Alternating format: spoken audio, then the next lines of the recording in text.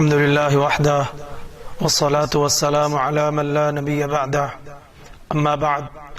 فأعوذ بالله السميع العليم من الشيطان الرجيم بسم الله الرحمن الرحيم يا أيها الذين آمنوا لا تبطلوا صدقاتكم بالمن والأذى كالذي ينفق ماله رئاء الناس ولا يؤمن بالله واليوم الآخر صدق الله العظيم۔ محترم ناظرین، آج کی مجلس کا عنوان ریاکاری اور دکھلاوا ہے۔ دنیا میں کوئی بھی شخص جب ثواب حاصل کرنے کے لیے کوئی عمل کرتا ہے تو اس کی دو بنیادی شرطیں ہیں۔ پہلی شرط یہ ہے کہ وہ کام اخلاص کے ساتھ اللہ کی رضا کے لیے کیا جائے، اور دوسری شرط یہ ہے کہ وہ نبی کریم صلی اللہ علیہ وسلم کی سنت اور آپ کے اسوہ کے مطابق کیا جائے۔ اخلاص کا مطلب یہ ہے کہ ہر کام اللہ کی رضا کے لیے اور اس کی خوشنودی حاصل کرنے کے لیے کیا جائے، جبکہ اس کے مقابلے میں ریاکاری اور دکھلاوا ہے۔ اگر کوئی کام لوگوں کو خوش کرنے کے لیے، لوگوں کو دکھانے کے لیے، یا لوگوں کے سامنے اپنی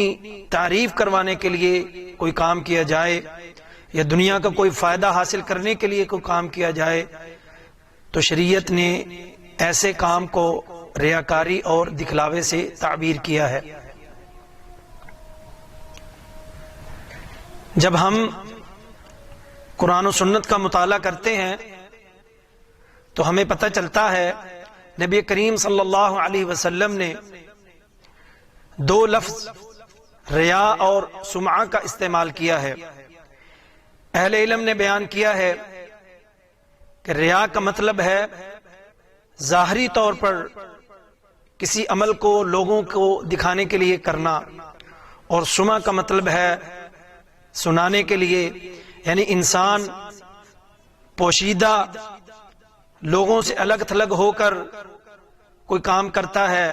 پھر اس کے بعد لوگوں کو سنانے کے لیے اس کی تشہیر کرتا پھرے کہ میں نے یہ کام کیا، میں نے ایسا کیا، میں نے ویسا کیا، تاکہ لوگ اس کام کی تعریف کریں، لوگ اس کام کی وجہ سے اس کی تعریف کریں، لوگ اس کام کی وجہ سے اس کی مدح و ستائش کریں،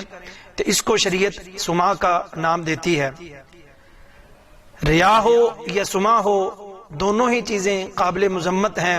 یہ جذبہ بنیادی طور پر اسلامی روح اور اسلامی تعلیمات کے خلاف ہے۔ قرآن و سنت کے اندر ریا اور سمعہ کی شدید مذمت بیان کی گئی ہے۔ جب ہم قرآن کریم کا اور نبی کریم صلی اللہ علیہ وسلم کی احادیث کا مطالعہ کرتے ہیں تو یہ پتہ چلتا ہے کہ نبی کریم صلی اللہ علیہ وسلم نے ریا کو الشرک الخفی، چھوٹا شرک، خفی شرک کا کہا ہے۔ نبی کریم صلی اللہ علیہ وسلم نے فرمایا،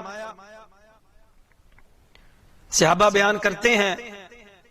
کہ آپ صلی اللہ علیہ وسلم نے فرمایا، مجھے تم پر سب سے زیادہ خوف اس بات کا ہے کہ کہیں تم شرک اصغر میں مبتلا نہ ہو جانا۔ تو صحابہ کہتے ہیں، ہم نے عرض کیا اللہ کے رسول شرک اصغر کیا ہے؟ تو آپ صلی اللہ علیہ وسلم نے فرمایا، شرک اصغر ریاکاری ہے، یعنی اللہ رب العزت قیامت کے دن ایسے لوگوں کو بلائیں گے اور ان سے کہیں گے کہ جو تم نے لوگوں کو دکھانے کے لیے اور ان کو خوش کرنے کے لیے کام کیے تھے، اب جاؤ ان لوگوں کے پاس اور انہی سے جا کر اپنے ان اعمال کی جزا حاصل کرو۔ اسی طرح حضرت ابو سعید خدری رضی اللہ تعالیٰ عنہ سے ایک روایت ہے، نبی کریم صلی اللہ علیہ وسلم نے وہ فرماتے ہیں کہ ہم صحابہ کرام مسجد نبوی میں بیٹھے ہوئے تھے اور فتنہ مسیح دجال کے بارے میں گفتگو کر رہے تھے، تو اسی دوران نبی کریم صلی اللہ علیہ وسلم مسجد نبوی میں تشریف لائے، تو آپ نے فرمایا کہ کیا میں تمہیں ایسی چیز کی خبر نہ دوں جو مسیح دجال سے بھی زیادہ خطرناک اور خوفناک ہے؟ تو صحابہ کہتے ہیں ہم نے کہا اللہ کے رسول کیوں نہیں؟ تو آپ صلی اللہ علیہ وسلم نے فرمایا مسیح دجال سے بھی جو چیز زیادہ خطرناک اور خوفناک ہے وہ ریاکاری یعنی چھوٹا شرک ہے، الشرک الخفی ہے۔ اس سے پتہ چلتا ہے کہ نبی کریم صلی اللہ علیہ وسلم کس قدر عظیم گناہ اس کو تصور کیا کرتے تھے۔ پھر آپ نے فرمایا کہ ایک شخص نماز کے لیے کھڑا ہوتا ہے اور وہ اپنی نماز کو خوبصورت کرتا ہے، اس کو مزین کرتا ہے، اس کو لمبا کرتا ہے، اس کو پتہ چل چکا ہوتا ہے کہ کوئی شخص اس کو دیکھ رہا ہے، اس کو دکھانے کے لیے اس نماز کو لمبا کرتا ہے، اس کو دکھانے کے لیے اس میں مزید خوبصورتی پیدا کرنے کی کوشش کرتا ہے تاکہ وہ شخص اس کی نماز کو پسند کرے اور لوگوں کے سامنے اس کی تعریف کرے۔ میرے بھائیوں، ریاکاری شیطان کا ایک حیلہ ہے کہ انسان شیطان کے اس حیلے میں مبتلا ہو جاتا ہے اور وہ اپنے آپ کو دھوکہ دیتا ہے۔ اسی طرح ایک حدیث میں نبی کریم صلی اللہ علیہ وسلم نے فرمایا کہ اللہ تعالیٰ فرماتے ہیں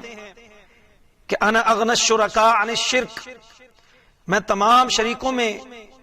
سب سے زیادہ شرک سے بے نیاز ہوں۔ جو شخص ایسا عمل کرے جس میں وہ میرے ساتھ میرے علاوہ کسی اور کو شریک کرے تو میں اس کو اس کے شرک سمیت چھوڑ دیتا ہوں۔ اس کا کیا مطلب ہے؟ کسی کو شریک کرنے کا مطلب یہ ہے، محدثین نے لکھا ہے کہ اس حدیث کے اندر نبی کریم صلی اللہ علیہ وسلم نے ریاکاری اور دکھلاوے کو بیان کیا ہے کہ وہ کام دنیا کے سامنے اپنے آپ کو متقی اور پارسا بننے کے لیے کرتا ہے، لوگوں کے سامنے وہ اس لیے کرتا ہے کہ لوگ اس کو نیک، صالح، متقی، پرہیزگار اور اچھے سے اچھا شخص سمجھنا شروع کر دیں، جبکہ ایسے شخص کے اعمال ضائع ہو جاتے ہیں، اس کے اعمال برباد ہو جاتے ہیں۔ اللہ کے ہاں ایسے شخص کے اعمال کو شرف قبولیت نہیں بخشی جاتی، اللہ کے ہاں ایسے اعمال کی کوئی قدر و قیمت نہیں۔ ریاکاری اور دکھلاوا اس قدر سنگین جرم ہے کہ بڑے سے بڑا عمل بھی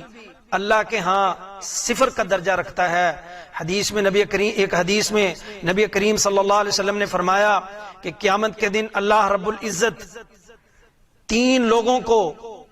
اپنی بارگاہ میں بلائیں گے، اپنے دربار میں کھڑا کریں گے۔ وہ تینوں لوگ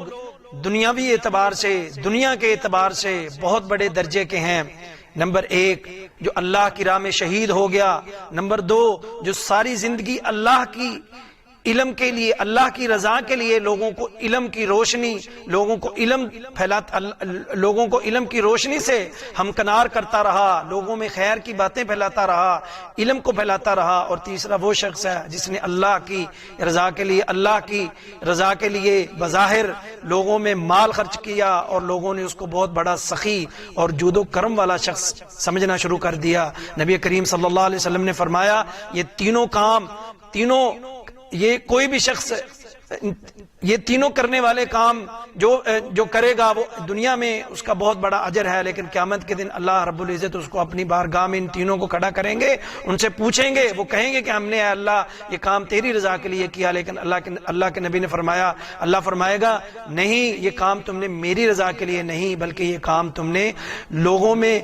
اپنی شہرت حاصل کرنے کے لیے، کہ لوگ کہیں کہ یہ بہت بڑا بہادر ہے، یہ بڑا شجاع ہے، اور سخی سے کہیں گے کہ لوگ تجھے یہ کہیں کہ یہ بڑا سخاوت کرنے والا ہے، بڑا جود و سخا والا ہے، اور تیسرا بہت بڑا عالم ہے، بہت بڑا قاری ہے، بڑے بڑے نکات، بڑے بڑے علمی نکات بیان کرتا ہے۔ تو نبی کریم صلی اللہ علیہ وسلم نے فرمایا اللہ رب العزت ان تینوں سے کہیں گے کہ تم جھوٹ بول رہے ہو، تم نے میری رضا کے لیے نہیں بلکہ لوگوں کو خوش کرنے کے لیے اور شہرت کے لیے یہ کام کیے تھے، اور ان تینوں کو اوندے منہ جہنم میں پھینک دیا جائے گا۔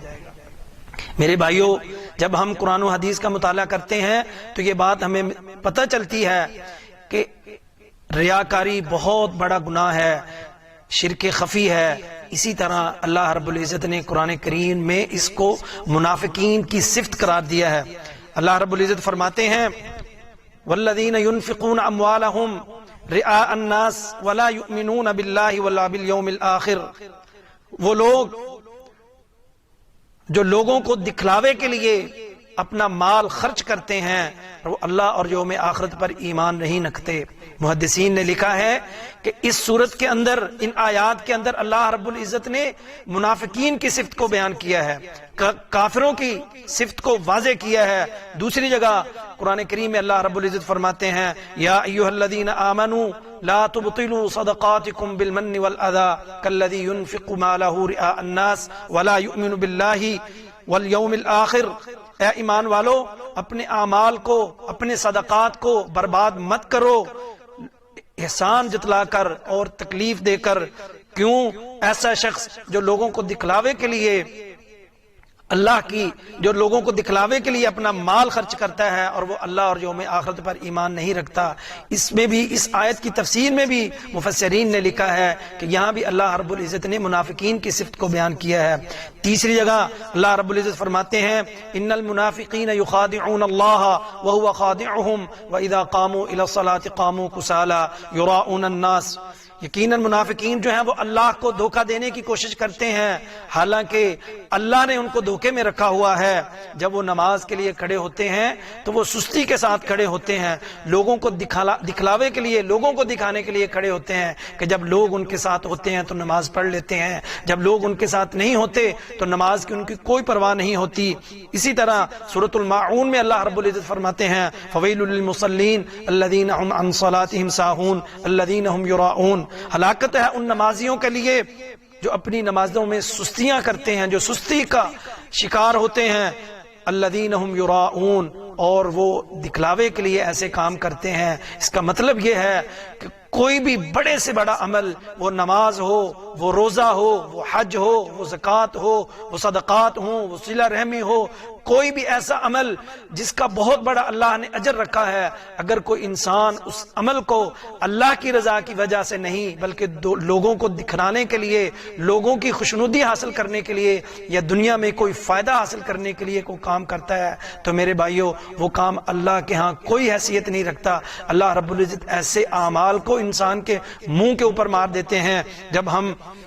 قرآن و حدیث کا مطالعہ کرتے ہیں تو ہمیں یہ پتہ چلتا ہے کہ کچھ چیزیں، چند چیزیں ایسی ہیں جو انسان کو ریاکاری کی طرف دھکیلتی ہیں، جو کچھ ایسے محرکات ہیں، کچھ ایسے جذبات ہیں جو انسان کو ریاکاری کی طرف لے جاتے ہیں۔ ان میں سے پہلا جذبہ یہ ہے کہ جو شخص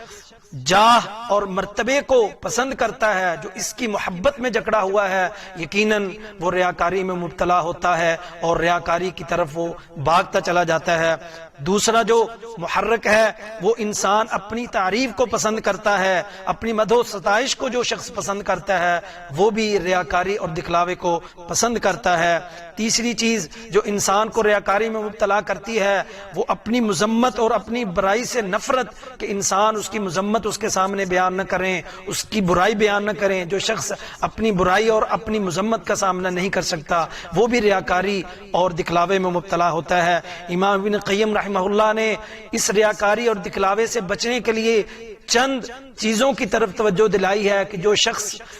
ان چیزوں کو اختیار کر لیتا ہے، ان کے اوپر عمل کرتا ہے تو وہ ریاکاری اور دکھلاوے سے محفوظ رہتا ہے۔ ان میں سب سے پہلی چیز یہ ہے کہ جو شخص اللہ رب العزت کے اسماء و صفات کی معرفت حاصل کرتا ہے، اس اسماء و صفات کے ذریعے سے اللہ سے دعا کرتا ہے، اللہ سے مانگتا ہے، اللہ کے اسماء و صفات کا واسطہ ڈال کر اللہ سے مانگتا ہے، یقیناً وہ شخص ریاکاری اور دکھلاوے سے محفوظ رہتا ہے۔ اسی طرح وہ کہتے ہیں کہ جو شخص یوم آخرت کے اوپر کامل اور مکمل یقین رکھتا ہے وہ بھی ریاکاری اور دکھلاوے سے محفوظ رہتا ہے۔ تیسری چیز وہ بیان کرتے ہیں کہ جو شخص دنیا کی حقیقت کو پہچانتا ہے، جو یہ سمجھتا ہے کہ یہ دنیا عارضی ہے، یہ دھوکہ ہے، یہ فریب ہے، وہ بھی ریاکاری اور دکھلاوے سے اپنے آپ کو محفوظ کر سکتا ہے۔ چوتھی چیز کہ انسان اپنے نفس کا محاسبہ کرے، اپنے آپ کو لالچ سے، حرص سے، حسد سے اپنے آپ کو دور کرے۔ جو شخص ان چیزوں سے اپنے آپ کو محفوظ کرتا ہے اور اپنا محاسبہ کرتا ہے وہ بھی ریاکاری اور دکھلاوے سے محفوظ رہتا ہے۔ پانچویں چیز وہ کہتے ہیں کہ جو شخص ایسی چیزوں کو اختیار کرتا ہے جو شیطان کو پسند ہیں، شیطان کو جو پسند چیزیں ہیں، جو شخص ان چیزوں سے اپنے آپ کو دور کر لیتا ہے، ایسی چیزوں کو اختیار کرتا ہے جن چیزوں سے شیطان کو نفرت ہے، شیطان ان چیزوں سے بھاگتا ہے، تو وہ بھی جو ہے ریاکاری اور دکھلاوے سے محفوظ رہتا ہے، کیونکہ شیطان جو ہے وہ ریاکاری کا منبع اور ریاکاری کی جڑ ہے۔ نبی کریم صلی اللہ علیہ وسلم نے قرآن کریم میں اللہ رب العزت نے ریاکاری اور دکھلاوے اور سمعے کی بہت شدید مذمت بیان کی ہے۔ ہم اللہ سے دعا کرتے ہیں کہ اللہ تعالی ہمیں ریاکاری سے، سمعہ سے، دکھلاوے سے محفوظ کرے، اور اللہ کی خوشنودی حاصل کرنے کے لیے، اللہ کی رضا اور خالص اللہ کے لیے ہر عمل کرنے کی توفیق عطا فرمائے۔ وآخر دعوانا ان الحمد للہ رب العالمین۔